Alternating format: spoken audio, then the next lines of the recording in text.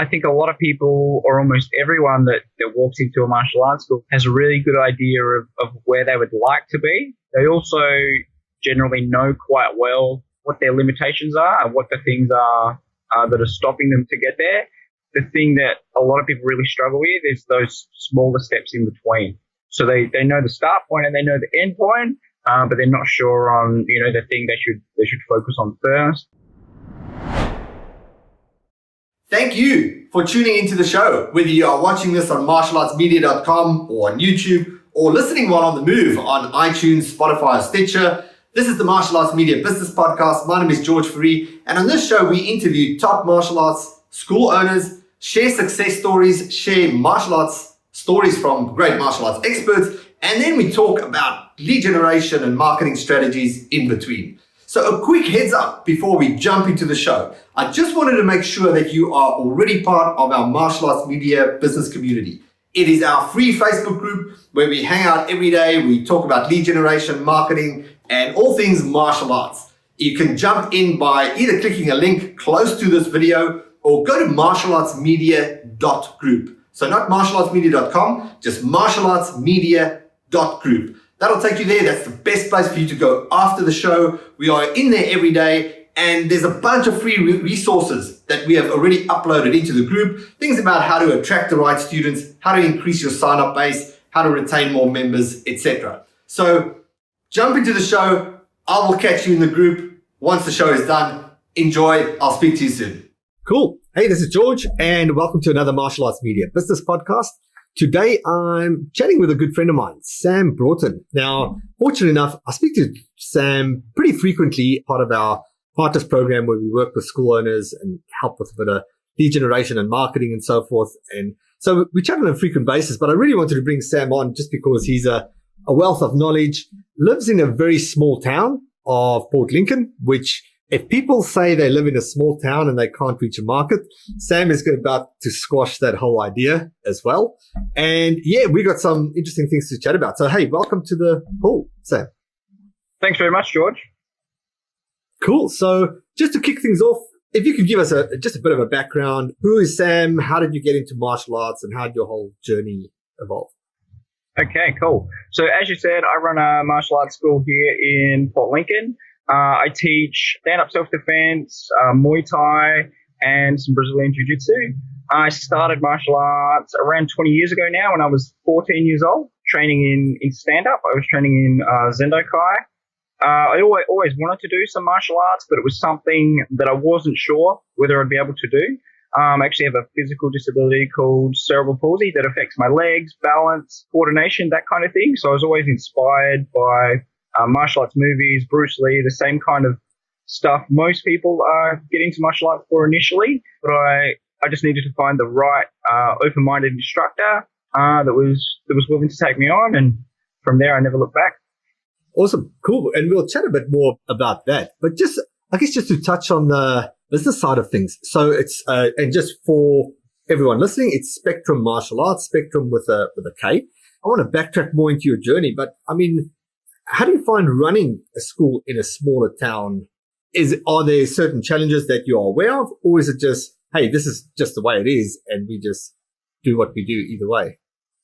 The obvious challenge, I guess, would be the population density. We've got about 16,000 people in Port Lincoln itself and some smaller, like, outlying communities. There's definitely that as a challenge. But I guess the other thing, too, is less competition. We're the only full-time school here. Initially, I always thought of the population thing as a challenge. But then when I actually looked at, the amount of students that I needed and that I envisioned for my business and the actual percent of the population that made it seem like a much more manageable task. Okay, so you started martial arts when you were 14. Yeah, that's right. Okay, having the whole the disability, cerebral palsy, how did you overcome that to actually take that step? Were there sports and things that you did before you got into martial arts, or how did you go about that? There was some sports I tried, some team sports and different things, and some of those experiences were good, some not so good. But I think the thing that really kind of pushed me in my childhood to try things was the way I was raised, I've got a twin brother that I grew up with and an older sister, but especially having a twin brother, he was fully able-bodied. So while he wanted to ride push bikes and climb trees and do all those normal things, I just kind of followed along behind and just found my own way to do it. And my mum especially, she never really wrapped me up in cotton wool, although she probably wanted to. She never told me I couldn't do anything. She always just encouraged me just to give it a go, modify things where I needed to, and I got pretty good at kind of finding a different way to get the same result.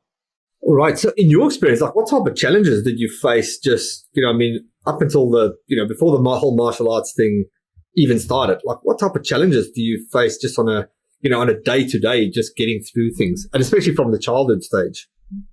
Yeah, I had a bunch of surgeries, corrective surgeries as a kid. So there was definitely that. Lots of rehab, learning to walk again, those kind of things, in and out of hospital. I had to be very, very focused and very disciplined working through all my rehabilitation. So that was tough. Because of those things, I kind of stood out at school because quite often I was in a wheelchair or I had plaster or walking sticks and those kind of things. So that was a little bit tricky, always, explaining to people what was going on, getting looks from people in the street and all that kind of thing I grew up with.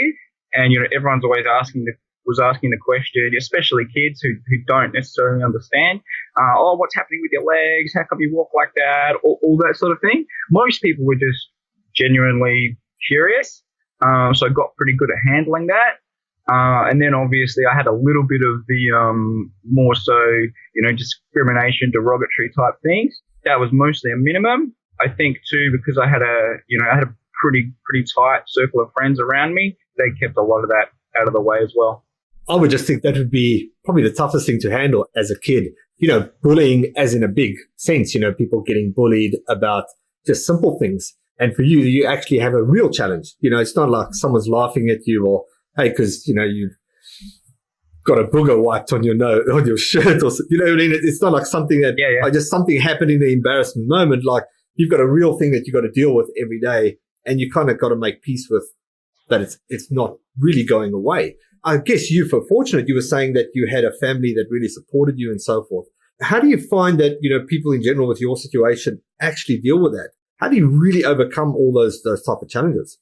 Well, for me, I was born like this. It might have been different if I, was fully able-bodied and then there was some kind of accident that caused me to be this way. But I was always like this. So it was my, it was my everyday life from day one. So I was used to, finding different ways to do things and overcome challenges and things like that. I struggled quite a bit when I was younger, understanding sometimes why people would treat me different, because this was normal for me. It was everything that I'd ever had. And when people talked about, you're you've got a disability, or you're not the same as everyone else, that kind of thing, I didn't really understand that as a kid because I was kind of like, well, I'm just like you. This is the way that I've always been. But then, as I said, on the other side of that, I had a lot of people encouraging me, helping me along, willing to work with me, sometimes modify group activities, so I could be included and things like that. So it was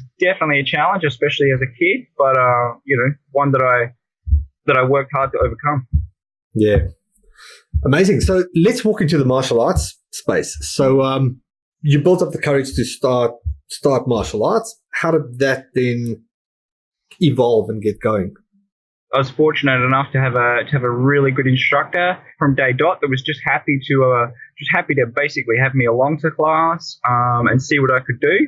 He was really open to just sort of assess me on my own merits and not really rule me out of doing any kind of activity. He just was happy for me to give everything a shot. I progressed through belt gradings and things like that by showing my knowledge of the syllabus and the requirements and demonstrating what I could. And as I become a little bit more advanced, a little bit more experienced, and got into helping out with a little bit of teaching for the techniques that I couldn't do, the high kicks and things like that I couldn't physically demonstrate, he started getting me to teach those to lower level students to help show that maybe I couldn't demonstrate the technique physically, but I certainly had the understanding. And as long as he knew that through a combination of being able to physically demonstrate techniques like most people would, but also teach them and show that I had the understanding of the things that I couldn't do. He was always happy to grade me and help me progress in that way. Got it. And sorry, what was his name again? Andrew Adrians was his name. Andrew Adrians. And from which school? Just so we give him some credit. He runs a Zindoke High School in Port Augusta in South Australia, which is about 3.5 hours from where I am now. Okay, cool. So you started off in Zindoke High, and you now what's your main focus in martial arts at this point? Still Zindoke High, or I know you also do jiu-jitsu?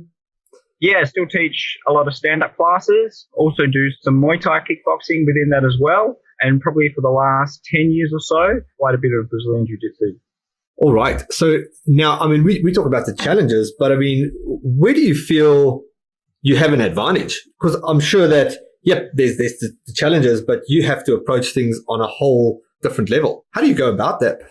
Definitely advantages is definitely the area that I've kind of been focused on most of my life. Being born the way I am, I never really had anything kind of taken away. So I didn't really understand what I was missing. But as I got older and definitely got into the martial arts, I started to understand how I could use what I had. I had quite a lot of upper body strength from having to push myself around in wheelchairs and pull myself along and use my arms where I couldn't use my legs. So that was definitely an advantage. And anyone that knows me well will also tell you how stubborn I am. I don't give up easily. And I think that's a really good byproduct of having a lot of challenges thrown at you early in life. And probably the other thing that I alluded to a little bit earlier is I couldn't just demonstrate techniques and, maybe kind of bluff my way through showing understanding like that. I really had to be able to verbalize the technique and be able to, explain it in fine details, where a student that had no idea what I was talking about or that I couldn't even give a physical demonstration of the technique, I had to be able to explain those techniques in words, try to get that result, that technique into the student without maybe having to rely on a physical demonstration. So I had to really learn how to break things down and verbalize techniques really, really well. I like that. I mean, how do you really go about that? Is it just really super intense focus of, well, look, I've got to look at something and I've got to break it down? Do you have like a process you go about it? Or obviously I start by looking at the end result of the technique. That's obviously the thing that I need to make happen. And then I sort of try to backtrack and look at, what are the working parts of that technique that made that thing happen? And how can I use, my arms and sometimes my legs to some extent to try to get that same result. So I needed to really understand how a technique actually works to get me from, the point I am to the point that I'd like to go to. All right. That's done both with your own training and then with the teaching. Okay, let's just start with other instructors. If you had to speak to other instructors that had to teach people that are in the same situation as you are, how would you go about actually educating them of how to do that properly? Yeah, I would say, first of all, just be open and take the student as they come. Let them tell you what they think they maybe can and can't do. They've lived with, their particular challenge their whole life. So they're very aware of what capabilities they have and also ways that they can modify techniques. It's really a collaborative effort, because as an instructor, to have a student with a disability, they can't necessarily follow that same path, those same lessons, that same even syllabus to some degree they're used to using on all their other students. It's really a collaborative effort of, okay, usually I would teach this technique. Let's see how that would work for you. You can't quite make that happen, but as an instructor, kind of try to work out where those students' strengths are, what they can and can't do, and then use their martial arts knowledge to try to get that student to the same point. Like I said before, I think one of the things that everyone focuses on the disability because it's obvious, because you can see it, but it's not until they get to know the person that they start to realize, oh, no, hang on, they've got all these other, kind of extra attributes because they've been through that early in their lives. Do you have anybody that you teach that's in the same situation? Yeah, I've got two students at the moment that have cerebral palsy, a little bit different to my own. I've got one student that has what's called hemiplegia, which is a little bit different to me. My cerebral palsy just affects my legs. His cerebral palsy is down one side, so it's one arm and one leg. He does a lot of jiu-jitsu and some stand-up as well, so his grips are a lot different. His ability to make a fist and fine motor skills with lapels and things like that with jiu-jitsu is a little bit more challenged than most. And his ability in striking is a little bit modified, kicks and things like that. So that's an interesting problem for me as a coach. I've also got a student actually had sepsis and doesn't have a hand and actually has no feet as well. So that's a really really interesting challenge for me. For you, you've had support. Even having the support, it's a tough road to walk, right? Now, let's say you have somebody that inquires about martial arts. Maybe you've got a parent listening to this and the parent doesn't have the faith in their child, that it's coming from the top almost, that they just, maybe they feel challenged by the situation themselves. They've got a child and they don't know if the child can do this, and they potentially fearful for themselves that they're going to create hardship for their child because they're going to put their child in a situation.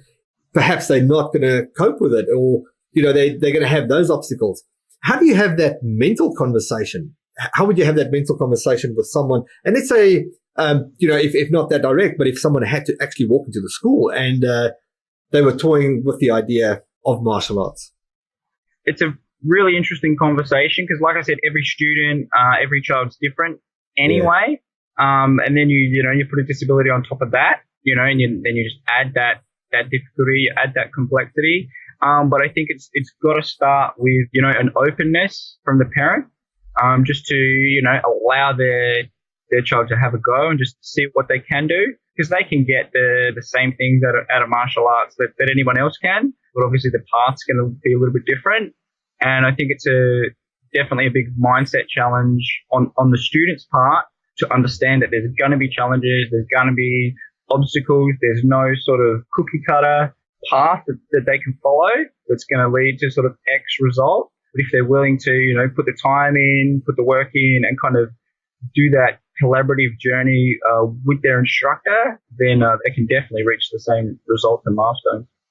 Perfect. And if you had to say that to someone directly in your shoes, what would you say to them? If they're having the challenges and thinking, could I, should I, shouldn't I, and having those doubts and that resistance. And it's so funny. We have this conversation. And I think it's something I can ask almost anyone, right? Because a lot of people, before they start martial arts, they've got this, and now it almost feels like this imaginary obstacle, right? They've got this obstacle that they don't want to start because of X, Y reason, which is fractionally so small, in comparison. How would you have that conversation with someone directly in the similar shoes to you?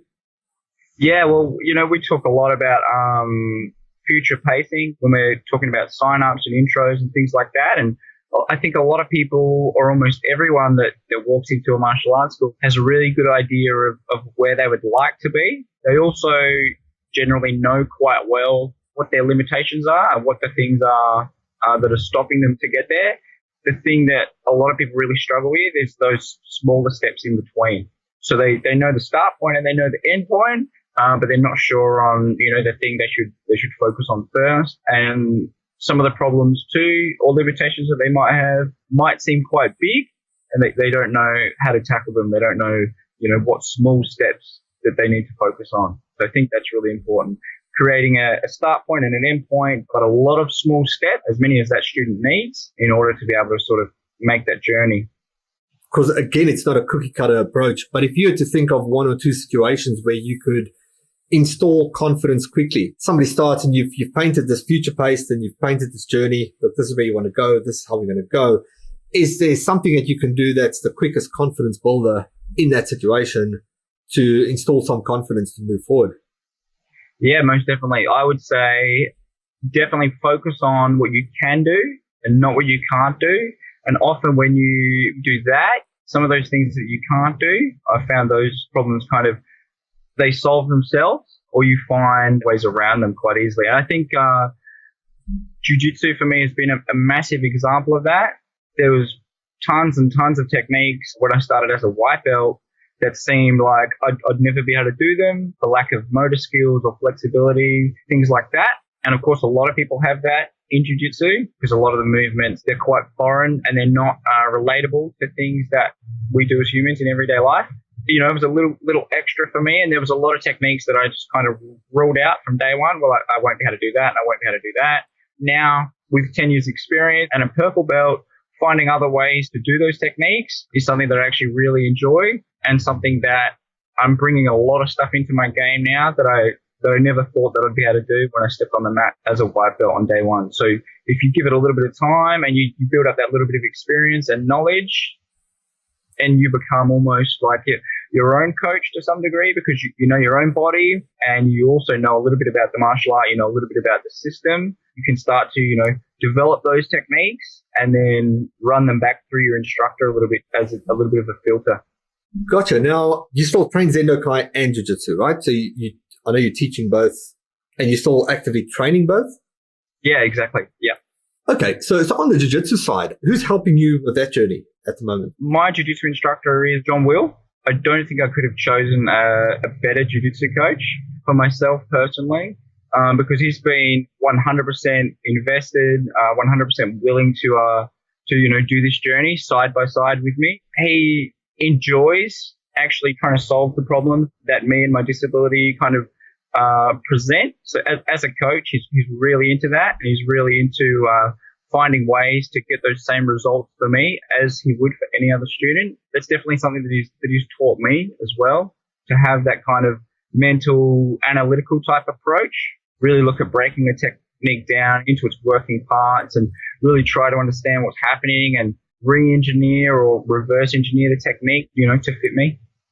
Awesome. And I know, because the other day just before we jumped on a call, you were actually chatting to John via Skype. So with you being in a different location, I take it you travel a lot, but is there also a lot of things that you really, in your case, break down, you know, just on like Skype chats and things like that? Yeah, he's, luckily for me, John Will, you know, he's made himself super accessible for me. I travel over to Geelong to train with him face-to-face quite often, to train with the students at his school. They're always great. They really look after me when I go over there. But we also do a Skype lesson every fortnight, which is ultra cool. He'll be the other side of the camera, explaining techniques, breaking them down, and coaching me through them. I'll be on the mat with a training partner and working through those techniques. Sometimes with, you know, he'll have a partner on his end, and I'll be, you know, watching a physical demonstration and following, you know, the verbal instructions as well. And other times, he'll quite literally just be basically on his couch in his lounge room, talking me through the techniques step by step by step. And, you know, it's just that he knows me well enough as a student to know what I'm able to physically do, and he knows his techniques, you know, inside out. He can talk me through exactly, you know, what I need to do to make those techniques happen. And even sometimes I'll say to him, oh, I've got an idea about this technique. Can I show you? And we'll break the technique down and look at the pros and cons of what I've, you know, kind of thought of or come across to do in a given situation. And he'll do the same. Sometimes he'll say, oh, I've got this technique that might be really good for you. Let's try it. Sometimes it works. Sometimes it doesn't quite work, but we always end up with something we can take away from it. Fascinating stuff. Okay, awesome. Sam, so great to really speak to you on this level and getting to know your real story, you know, how you evolved and got into the whole martial arts journey. Before we wrap things up, I mean, you're running a really successful school, Spectrum Martial Arts. You're doing really great things. What's known as like you said, there's 16,000 people in the town. Any advice you would give to someone in that same situation that's running a small school in a small town or a smaller market? There's definite advantages with word of mouth, with being known in the community on a face-to-face kind of basis. It's probably much easier in a small community to build up a little bit more of like a public kind of a profile than maybe it would be in a larger community. And I think focus on your strengths and focus on how you can maybe diversify what you offer a little bit. Obviously, as I said, we offer 3 different martial arts styles. So that was part of the reason that I decided to branch out from just doing stand-up to start doing some jiu-jitsu as well, just to cater for that market. It made it a little bit easier for me to open a school and kind of cater for a more varied part of the population than if I maybe just did just the one martial art style. Be realistic about the kind of numbers that you're going to get, but also understand that, and this is one thing that we did early on that was really good for me with you, George. I worked out that to have my goal number of students at my school, that was only 2.3% of the population of Port Lincoln. So 16,000 seems like a really small pool to work with in terms of marketing and the student base and things like that. Your total number that you'd be happy with your school pumping, and you work out that it's only 2.3% of the population, it makes it seem much more doable. Yeah, love that. Awesome. Hey, Sam, thanks so much for being on. If anybody wants to reach out, have a chat either about your school, business, getting started, if someone's listening in Port Lincoln, or somebody that's, has a disability and got this mental challenge of, do I start? How do I go about it? If somebody wants to reach out to you, what's the best way to do that? I'm more than happy to help anyone wherever I can. They can either look me up on Facebook, Sam Broughton on Facebook, or feel free to message me on my school's page, Spectrum Martial Arts. Sam, thanks a lot for being on. I'll speak to you soon. Thank you, George. Thanks again for tuning in. Was it helpful? Did you get something of good value for your martial arts business? Then please do me a favor and let us know. Leave us a comment wherever you watched or listened to this, or just head over to iTunes and just leave us an awesome review. That way we'll know that we are on the right track, and we'll keep bringing you great shows with great interviews, sharing great strategies and tips. So if you haven't yet, now's a good time to head over to our group, martialartsmedia.group. That's the Martial Arts Media business community. I'll see you in the group, and I will see you on the next show.